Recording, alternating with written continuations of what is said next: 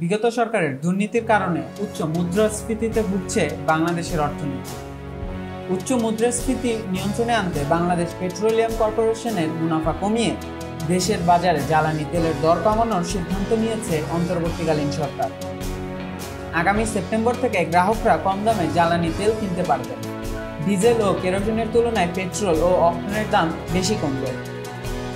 Octane ও পেট্রোলের litre প্রতি 8 থেকে 12 টাকা এবং ডিজেল ও কেরোসিনের লিটার প্রতি 1.5 থেকে 2.25 টাকা কমাবে সরকার।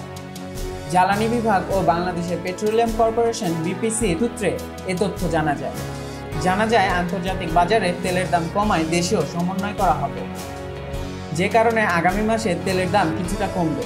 পাশাপাশি বর্তমান ফর্মুলা অনুযায়ী জ্বালানি তেলের দামের মধ্যে বিপিসির জন্য যতটা মুনাফা রয়েছে সেটাও কমানোর সিদ্ধান্ত নিয়েছে সরকার।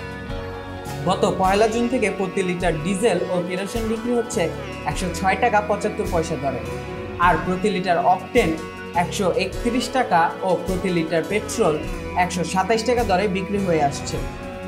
বর্তমানে আন্তর্জাতিক বাজারে পরিশোধিত অকটেনের তুলনায় ডিজেলের দাম প্রতি ব্যারেলে $3 থেকে $3.5 বেশি, যে কারণে ডিজেলের দাম তুলনামূলক কম কমানো হবে।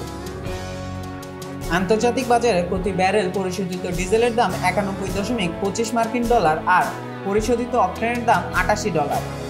এদিকে নির্বাহী আদেশে বিদ্যুৎ ও গ্যাসের দাম নির্ধারণের আইন বাতিল করে গেজেট প্রকাশ করা হয়েছে। এতে বিদ্যুৎ ও গ্যাসের দাম নির্ধারণের একক ক্ষমতা ফিরে পেল বাংলাদেশ এনার্জি রেগুলেটরি কমিশন। গতকাল মঙ্গলবার এ সংক্রান্ত গেজেট প্রকাশ করেছে রাষ্ট্রপতির দপ্তর।